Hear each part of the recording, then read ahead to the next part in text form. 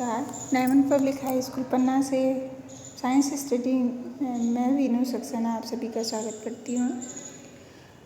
बच्चों, आज हम पाठ 5 के शेष बचे हुए प्रश्नों को हल करेंगे। पिछले वीडियो में मैंने आपको सत्य असत्य कथनों तक प्रश्नों के उत्तर करवाए थे। तो बच्चों, प्रश्न है, दोरजी के रेस्टोरेंट में शीतल पेय की कुछ बोतलें हैं, लेकिन दुर्भाग्य से वे चिन्हित नहीं हैं। उसे ग्राहकों की मांग के अनुसार पेय परोसने हैं। एक ग्राहक अम्लीय पेय चाहता है, दूसरा क्षारकीय और तीसरा उदासीन पेय चाहता है। दोरजी यह कैसे तय करेगा कि कौन सा पेय किस ग्राहक को देने हैं? तो इसका उत्तर देखिए उत्तर। दोरजी एक लिटमस पत्र के 2 टुकड़े करके एक टुकड़े पर कुछ मृदु पेय A में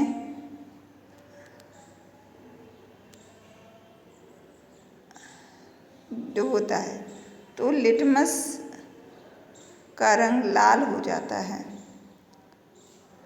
तब उसी लिटमस पत्र को B पेय में डुबोने पर लिटमस नीला हो जाता है तथा लिटमस पत्र के दूसरे टुकड़े पर पेय C डालने पर कोई परिवर्तन नहीं होता है। इससे ज्ञात होता है कि पेय A अम्लीय, पेय B क्षारीय एवं पेय C उदासीन प्रकृति का है। अब बच्चों, हम अगला प्रश्न देखते हैं। समझाइए ऐसा क्यों होता है? जब आप अति अम्लता से पीड़ित होते हैं तो प्रति अम्ल की गोली लेते हैं। इसका उत्तर देखिए। का उत्तर है, जब आप अति अम्लता से पीड़ित होते हैं तो प्रति अम्ल की गोली लेते हैं।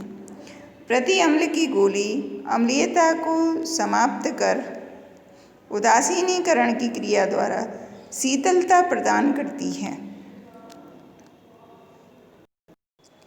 अगला प्रश्न देखिए।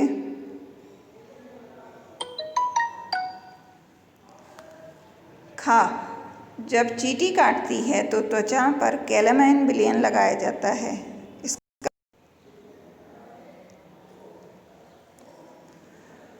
जब चींटी काटती है तो त्वचा पर कैलामाइन विलयन लगाया जाता है। चींटी के डंक में उपस्थित फार्मिक अम्ल कैलामाइन से उदासीन हो जाता है।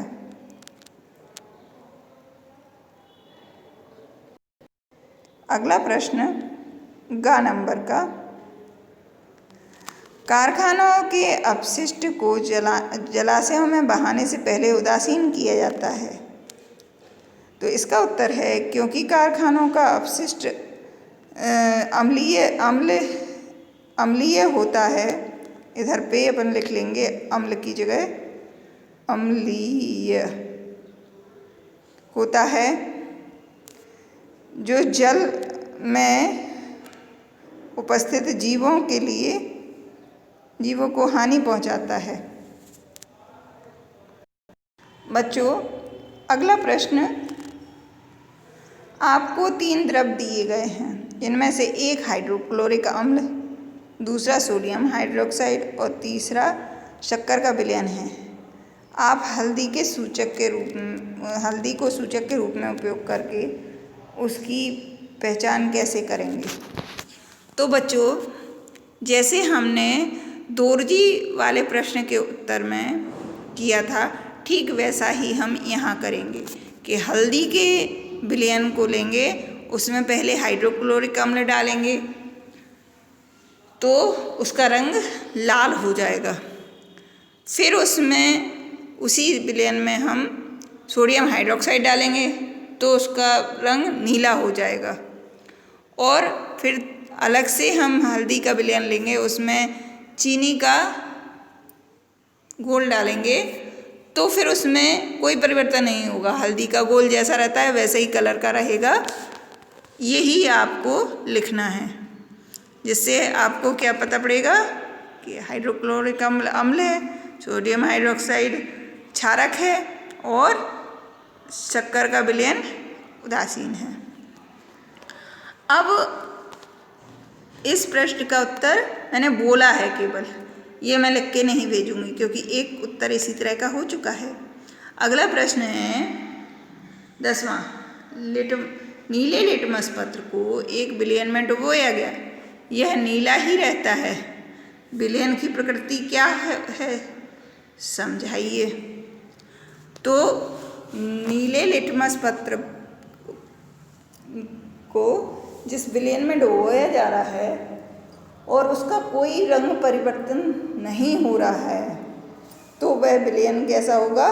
उदासीन प्रकृति का होगा। ठीक है, इसमें आपको केवल क्या लिखना पड़ेगा? विलयन उदासीन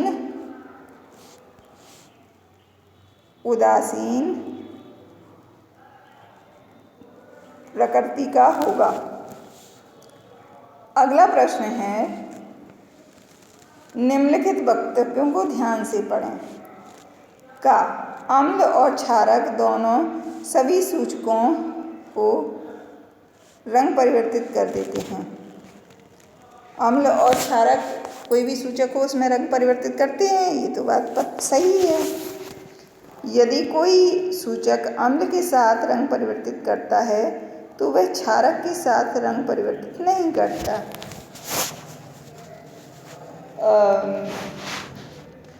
लिटमस पत्र जब अम्ल के साथ रंग परिवर्तित करता है तो वो क्षारक के साथ भी करता है। यदि कोई सूचक क्षारक के साथ रंग परिवर्तन करता है तो वह अम्ल के साथ रंग परिवर्तन नहीं करता। ये बात गलत है, दोनों वाक्य गलत हैं। पहला सही था। और क्या है? अम्ल और क्षारक में रंग परिवर्तन सूचक के प्रकार पर निर्भर करता है, ये लास्ट वाला सही है। तो का और खा वाला आंसर सही है, ये वाला का और घा वाला, क्योंकि अम्ल और क्षारक दोनों सभी सूचकों में के रंग परिवर्तित कर देते हैं, ये सही है। और अम्ल और क्षारक के रंग परिवर्तन सूचक के प्रकार पर निर्भर करते हैं, ये सही है। तो इसी के साथ आज ये आपका पाठ 5 पूरा हो गया है। आप लोग अपने पाठों के प्रश्नों को शेयर कर लीजिए और सभी प्रश्नों के उत्तर याद कर लीजिए, पूरे 1 से लेकर 5 तक।